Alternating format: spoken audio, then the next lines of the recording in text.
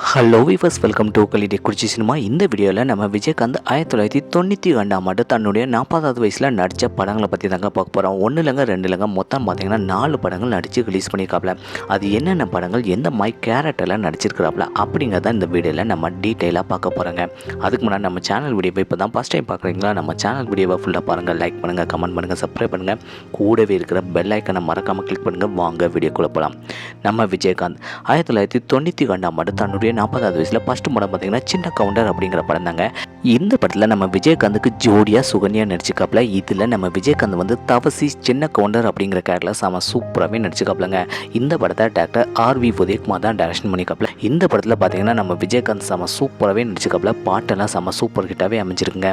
அதே வருஷம் ரெண்டாவது படத்தை பற்றி பார்த்தலாம். 1992ஆம் ஆண்டு தன்னுடைய 40வது வயசில் பரதன் அப்படிங்கிற படம் தாங்க. இந்த படத்தில் நம்ம விஜயகாந்துக்கு ஜோடியாக பானுப்பிரியா நடிச்சுக்காப்புல.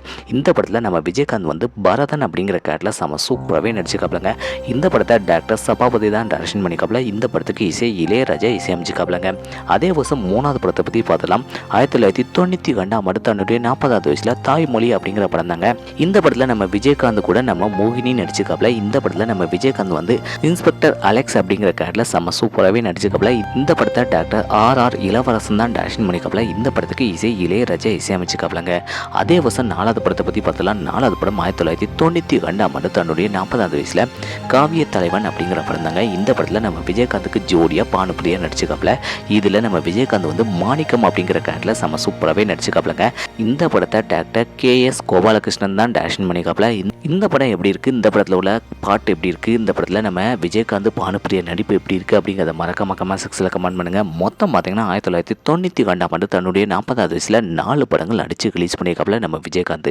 இந்த படங்களில் உங்களுக்கு எந்த படம் பிடிச்சிருக்கு, எந்த படத்தில் நம்ம விஜயகாந்த் செம சூப்பராக நடிச்சிருக்கிறாப்புல அப்படிங்கிறத மறக்காம கமெண்ட் செக்ஷனில் கமெண்ட் பண்ணுங்கள். இதே போல் சினிமா தலை தெரிஞ்சுக்கிட்டா கலிடே குறிச்சி சினிமா சப்ஸ்கிரைப் பண்ணுங்கள். கூடவே இருக்கிற பெல் ஐக்கனை மறக்காமல் கிளிக் பண்ணுங்கள். தேங்க்ஸ் ஃபார் வாட்சிங்.